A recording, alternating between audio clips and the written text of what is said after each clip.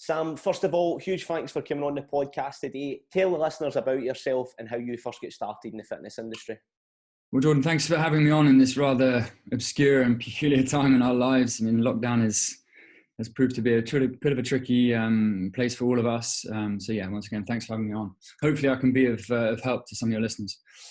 So for those who don't know me, I am a strength and conditioning coach by trade. I've been working in the strength and conditioning field for up to 6 years now.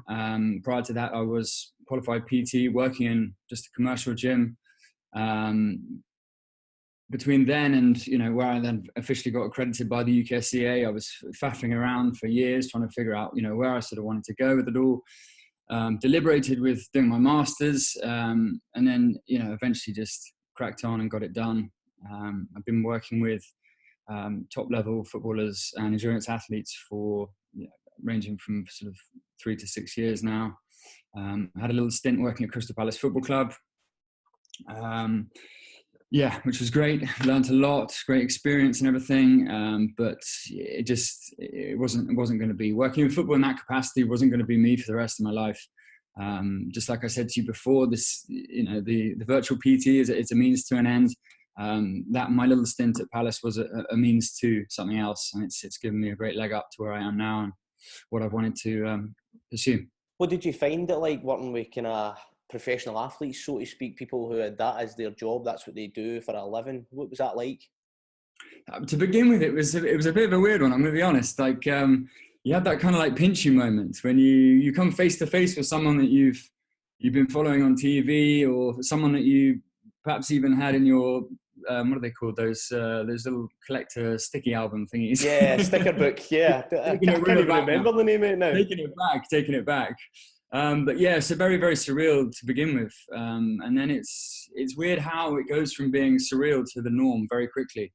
At the end of the day, you have a job to do. So, you need to just knuckle down and crack on. They're normal human beings at the end of the day. And so, yeah, it's a fun old place.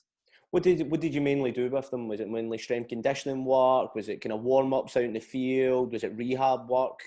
It really varied. I mean, the actual strength and conditioning role within the club varied massively. I started off doing work with the academy, and then moved up into the sort of the 21s, what was the 21s scheme then, and the first team. And so I kind of, got my hands dirty with all levels, helped out on the pitch with some sort of rehab-based work and conditioning work with the academy. And then when I got into the 21s and first team, it was pitch-based and gym. Absolutely love that. Great experience for you as well. And have you found that you've taken anything that you learned, maybe training athletes, into your kind of daily life just now, maybe your own training as well? Is there anything you've kind of took away from it? Yeah, I mean, loads. As I said, it was an amazing experience. I mean, firstly, it taught me how to deal with athletes who could potentially be a little bit tricky. You deal with some relatively big personalities from time to time. It taught me how to deal with them on a one-to-one basis, as well as in a group environment. People do react differently in group environments, and I wish I could tell you the whole story, but there was one incident where I got taken down by a certain player in front of a lot of people. But that's just, that's the sort of their way of trying to get that sort of, what's the best way of putting it now? Trying to get the better of you, I suppose. Yeah, of course. That dominance thing, isn't it? Get that. Yeah. So with a lot of your business just now, are you kind of training average Joe type people just now, or are you still kind of working with main athletes? There's a real mixed bag. So providing additional S&C services to those who are at a club full time. Also working in the endurance field, helping athletes prepare for ultra distance running, typical distance running like marathons, and also triathlons, half irons and full iron distance. Impressive. And also average Joes. So it's quite a broad range of abilities, and a jack of all trades, so some would say, Sam. I know. I've actually got that down in my notes, yeah. So I'm going to completely contradict what my advice is going to be to someone. And you spoke a little bit about the UKSCA. What was that like? Kind of getting accredited with them and so on? What was the kind of studying like? Yeah. the real process. They make it pretty damn hard to pass. I think the pass rate is, I think, up 10% or something, I think, at the moment. So yeah, it took me a while. I had to retake one of the modules, but then again, it's all part of your learning curve, isn't it? So the longer these things take, sometimes the better, because it encourages you to actually work on your weaknesses and actually, crack on and do it, sort of thing. Yeah. How long have you been involved in the industry now? Is it 9 years? Yeah, nearly coming up to 10. So yeah, 9 years. Anything you wish you knew when you first started out? What would you tell a younger self? I'd act earlier, act on things a little bit sooner. I've going back to what I said earlier, I deliberated for ages on certain things, and it took me almost 3 years to get around to doing my masters, and that was post-grad. That was almost 2 years after I got my degree. And yeah, just little things like this, just act on things a little bit earlier, be a bit more decisive. At the same time, obviously, you need to be methodical with your thought processing and stuff, but yeah, that's the one thing I do. I'm the same as well. I sometimes dwindle in things after the thought process comes in, rather than just getting an idea, get it down in paper, let's act on it a wee bit more. And I think a lot of people are the same, and especially when I put something on my Instagram story as well today, that you were coming on the podcast, folk were asking, what's it like to kind of get involved with strength conditioning and so on. And I think a lot of people are probably in the same boat. They're probably thinking about it. Yeah, have been for a while. Do you know what? It's my journey into S&C was fairly extensive. I kind of knew what I wanted to do as soon as I qualified as a PT, and I was working in a David Lloyd gym in Fulham, just down the road from me. I did like a 6-month stint there. As soon as I basically started there, I was like, all right, I want to work in professional sport. I tried to pursue it, footy as a youngster and stuff, didn't quite work out. So I was like, how am I gonna sort of like carve a path to sort of get back in or get What position did you play, Sam? I started at the back and then just migrated up to the midfield. Love it. So I was a typical centre half, 6'4" when I was about 13, 14, and then put on a bit of chunk and then moved up to the midfield. Brilliant. So when you first started in the industry, was there anyone you took kind of motivation from? Any mentors? Anyone you looked up to, inspired to? Eric Cressy is definitely up there for me. I think what he's doing over in America with the baseball is amazing. Dan John is also another. Brett Bartholomew, I love his stuff. I like his approach. It's a little bit different, especially with what was really interesting, his conscious coaching book. I don't know if you read it. I have seen it, the yellow covered one. Yeah.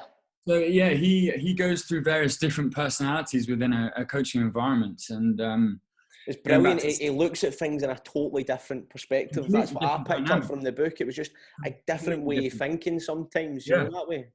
Completely different. And drawing on, or going back to what I said about managing different characters and personalities and stuff. And I mean, I can't remember how many there are in the book, but I think there must be at least 8 or something, 8 different sort of personalities that he describes and also breaks down how you would manage these people on a day-to-day basis.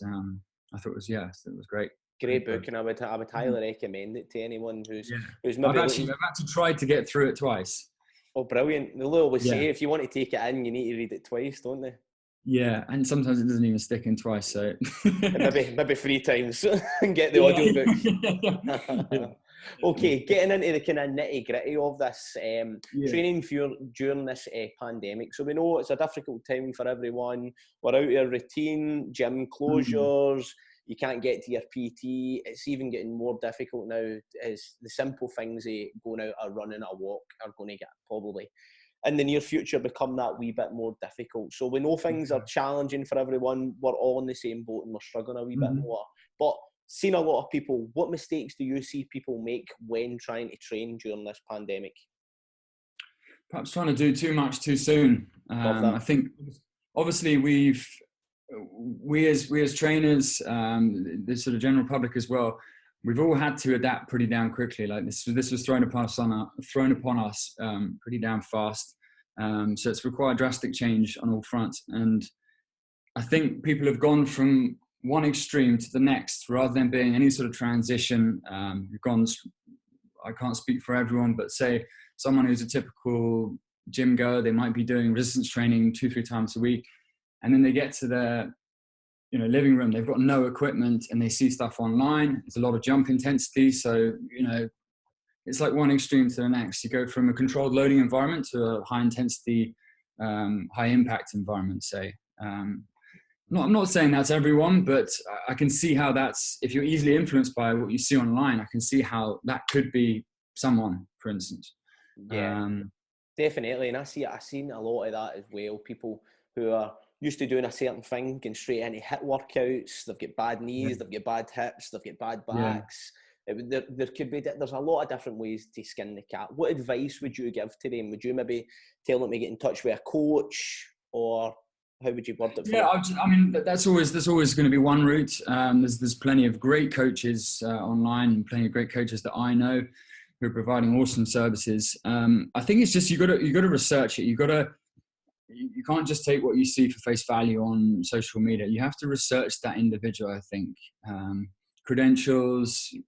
What other people sort of say about them, rather than, because anyone can put anything online. And what works with one person doesn't always necessarily work with other. Yeah, absolutely. Just because that coach's kind of trade of thought and the way he does things may not always kind of necessarily work for you. So I get what you're saying there. You've got to find what suits you and also the client. But also you got to if you are going to resort to a coach, you've got to find someone who you can relate to. Of course. Taking us on to our next one.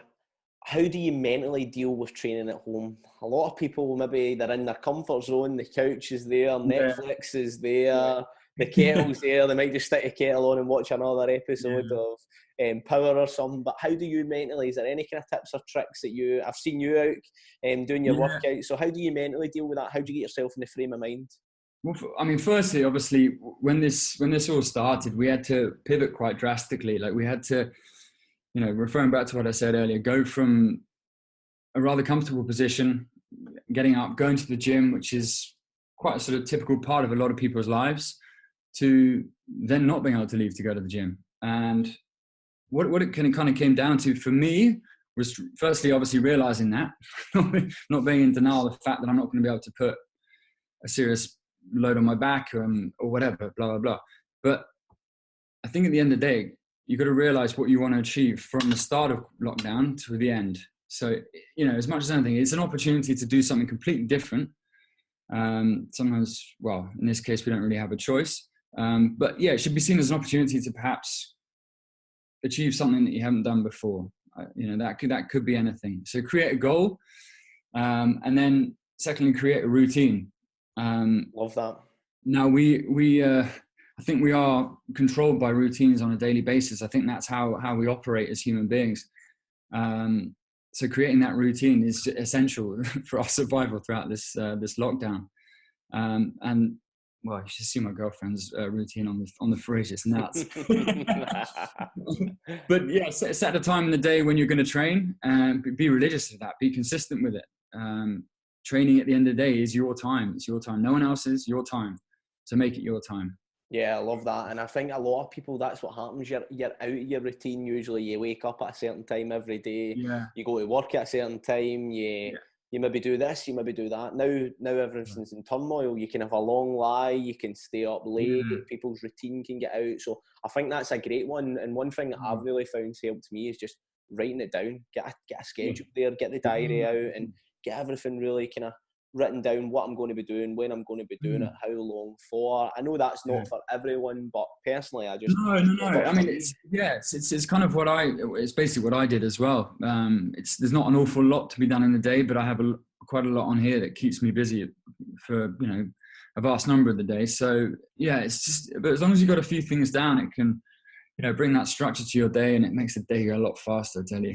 Yeah, tell me about it. I know when you're waking up and having a long lie and going to bed a wee bit later, it sometimes gets... It's amazing how, now, I've been, obviously, when I'm clocking on to see where clients are and everything, catching up and seeing how their last scene today on WhatsApp is much later than usual. Yeah.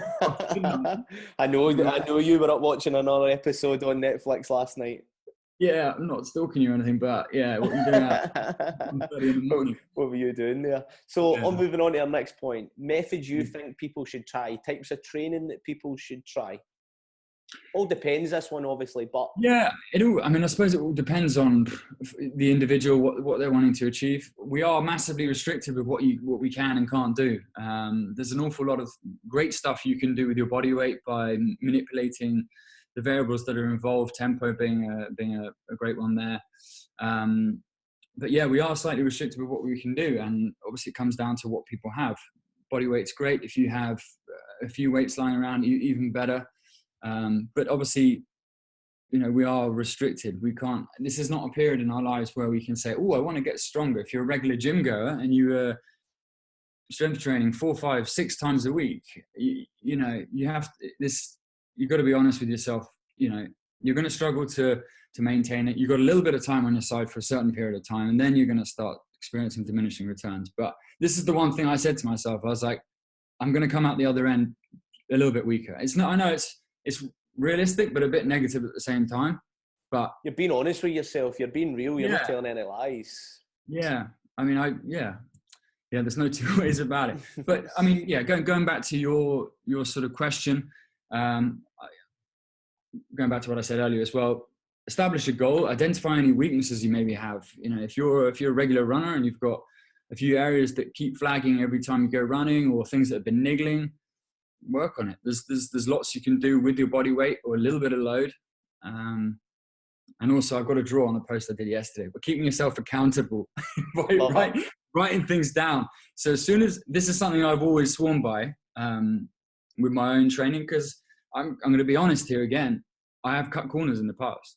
In certain training sessions, if I can't be fucked, I'll cut a few reps if it's not written down, because it's in my head. I can cheat myself.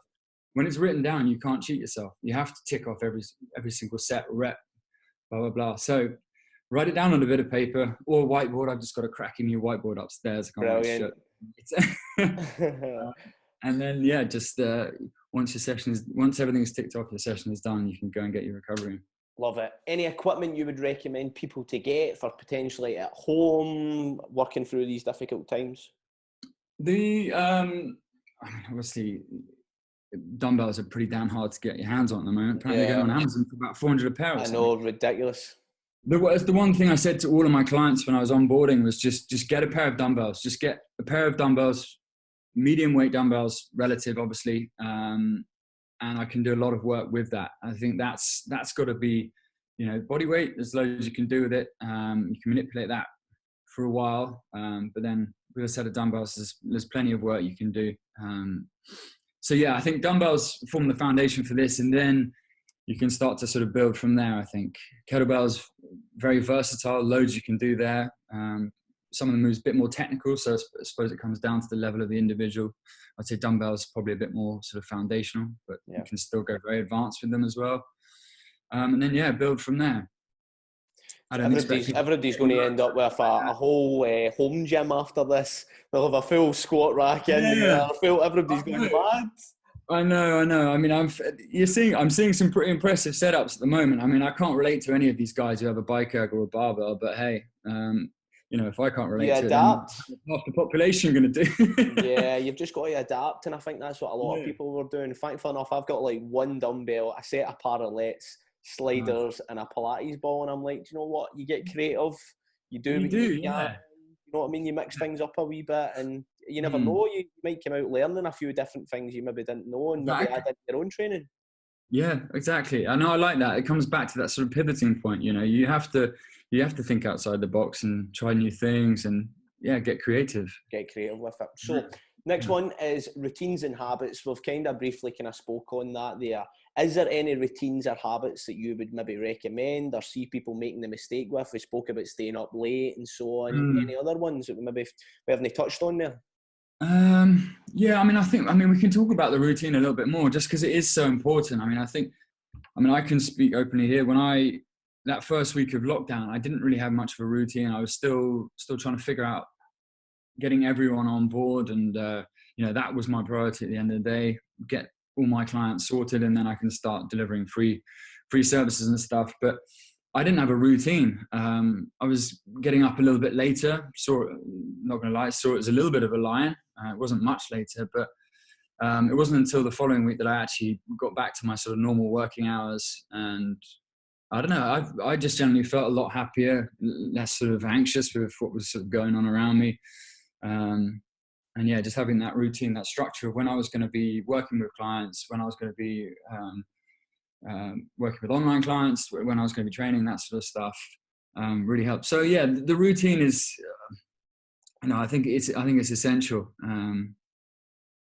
Yeah, I think you've just got to keep with it. And one thing I really noticed with a lot of people is just trying to get that accountability, having someone to answer to, having someone saying, "Hey, how did you go on today? Did you do your workout? What did you find it? Was there anything difficult?" And I think just a big thing is getting accountable with somebody like yourself or a coach that can ask them, right, did you run into any obstacles with this? Let's adapt this training. Let's change this. Let's change this exercise for this. And I just think being accountable to someone can make life so much easier for you, so knowing that easier. you have to send that text to someone at the end of the night saying, "Hey, I missed that workout today." Yeah. Do you know that way? I mean, if you don't live with someone, or if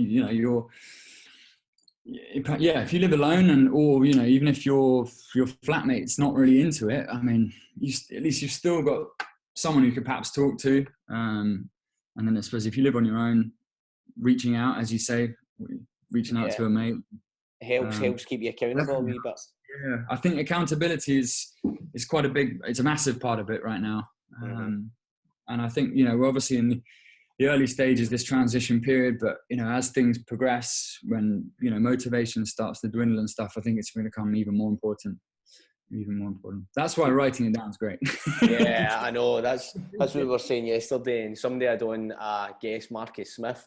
He was showing me on Zoom literally his 20 bits of paper, all written down, everything that he's been doing, just keeping everything accountable, making sure he's on. It's so good. It's without the help of someone else, I think it's up there with regards to like keeping yourself accountable on a sort of very, very personal level. Okay, so we put on earlier our Instagram story a few questions that people could ask you. So very first one was, any advice to an aspiring S&C coach looking to get into professional teams? Yeah, do whatever you have to do to get where you need to get. Now, this could be anything. If you're, as you say, as an aspiring S&C coach and you're out of work at the moment, work with whoever you can. That's really, really important part of it, is actually just being able to apply your skill. That old use it or lose it saying. There's a period in my sort of development where I wasn't using it. It was actually post-masters as well, which is really, really frustrating for me. There's a period where I wasn't using what I just learned, and I was, just fresh out of uni, and I was like, I've got all these like geeky terms that are not what I want to bore people with, but I actually want to apply to someone on their training. And I couldn't do it because I didn't have the athletes or someone who is training to do something to apply it to. So I think what's the process of sorry to break you up there, Sam. What is the process of trying to get into a professional team? How does it work? Do you know? It's not your everyday job. Do you know? No, it's not. It's it comes down to networking at the end of the day. My journey into Palace was actually quite an interesting one. As soon as I sense an opportunity with anything, I generally tend to funnel all my energy towards it. But I met Breda Hangeland, who was a centre half at Fulham at the time. He was doing yoga at a local studio. And I said to Breda, I was like, "What's up, bro?" Blah, blah, blah. Sort of befriended him, and then I said, "You gotta show me around Craven Cottage, or the training ground, not Craven Cottage, but the training ground." At the time, and he was like, "Of course." A really nice chap. He took my number, messaged me, blah, blah, blah. Long story short, Fulham went down. He then went to Palace at the end of the season. And then I started knocking on his door again. I was like, "Come on, you gotta show me around. You gotta introduce me, blah, blah, blah." And he introduced me to the head of sports science at Palace. And then I sort of got my in that way. But yeah, you just gotta do what you can. Networking is crucial. It's, a lot of it does come down to sort of who you know. There's many ways of skinning the cat and getting about these sort of things. So Moving on to the next one. Is the professional setup everything it's made out to be? Because I think that you can imagine, you're working with your ideal clients, but I can imagine it's maybe not plain sailing as everybody's think. Is that setup everything it's made out to be? From my experience, no. Bits of it obviously are. No, bits are, but I think you've got to approach these things with little expectation. You can't set the bar too high, because then it might expose certain things. You might be a little bit disappointed with the process. Working with professional athletes is an honor. You've got to just embrace it for what it is, rather than draw on the negatives. What is the demands of working with professional athletes? For who, me or them? For you, not for them. They turn up and do the session and walk out and that's same. What is the demands like for you? Is it challenging mentally to try and keep someone like that stimulated? Yeah, absolutely. I mean, obviously the role was a little bit different back then when I was working at the club. There were people I was reporting to. They were actually giving me certain roles to do on a daily basis. So, I mean, as far as being a coach and development goes, that was very much sort of the start of working with professional athletes for me. So there was quite a lot of absorbing, quite a lot to take on. Now, yeah, it is a challenge. I don't think it should ever be a walk in the park, because then I don't think you're doing your job properly. No. I think I think you have to be a rational thinker about everything when it comes to programming, how you're going to apply yourself in the session, how the session's going to be delivered, all that sort of stuff. I think it's quite a lengthy and sleepless nights the night before trying to get yourself organised and what you're doing, programming and so on. It can always be a bit more challenging. Where do you see yourself going with your business in the next, say, 5 years? So the plan for me is, over the last couple of years, I've started working with various different football agencies, but there's one which is sort of my main focal point at the moment. And the plan for me really is to just develop myself within the agency. The role itself is new, so there's a lot of autonomy on my part. So it's really to develop myself within the agency. Sort of see where that takes me. They've got some very exciting players on their books. We'll see in that respect. With regards to SP Performance on a more personal level, perhaps a facility in the near future. Who knows? But I'm going to continue doing my sort of mentoring scheme. I've been working with a couple of chaps over the last 12 months. Yeah, I've seen that. How's that going? Yeah, it was good, actually. It was good. I've actually recently done my sort of CPD submission for the UKSCA, and having to reflect on, the last 12 months and the actual process itself. It's interesting. It's different. These, at the end of the day, these are aspiring S&C coaches. So, I am there to essentially help them. It was interesting for me. And it's really good with your experience and your background. You're working with professional athletes, working with these kind of wide range of people. That'll really help you, because you've been there and kind of done it all, and you can kind of pass that wisdom on to somebody who's aspiring to be like that. Yeah, it was a very different type of sort of management, something that was actually new to me. So in that respect, it was actually great practice for me, from presenting on a weekly basis to actually, being a mentor and actually helping them, trying to add value to their careers and stuff. I know one of them's now got pretty much a full-time job. I think you can classify 30 hours as almost full-time. Yeah, definitely.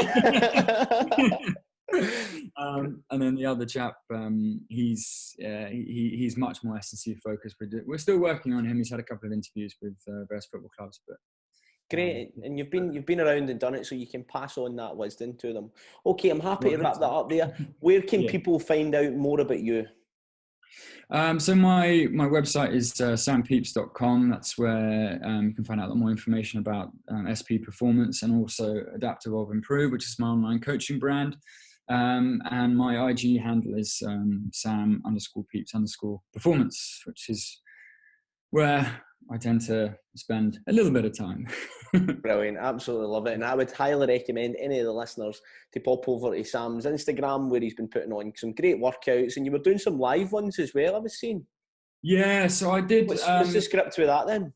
Yeah, so I've just basically decided to just give a little bit more over the next sort of month or two. This goes back to actually one of your questions about. Well, actually, no, I don't think it's actually a question. But using this time wisely, it's seen as an opportunity. So if there was ever something you previously wanted to do but never quite had the time to do it, now is the time to do it. Now, this is why I'm doing live workouts, because I didn't have the time before, but I just wanted to give a little bit back now. So, yeah, just offering weekly mobility sessions on the terrace Sunday morning, and then tomorrow I am hopping on for a running specific S&C session. What time's that at 10 a.m. 10 a.m. Cool. Yeah. I'll make sure I've got myself ready for it then, Sam. Make sure I'm all good to go. But listen, thank you so much for giving us your wisdom today and giving us some advice to hopefully some of the listeners. I've thoroughly enjoyed listening, and I'm sure other people can. So thank you very much. Thank you. Thank you for having me. I hope it's of value to your listeners.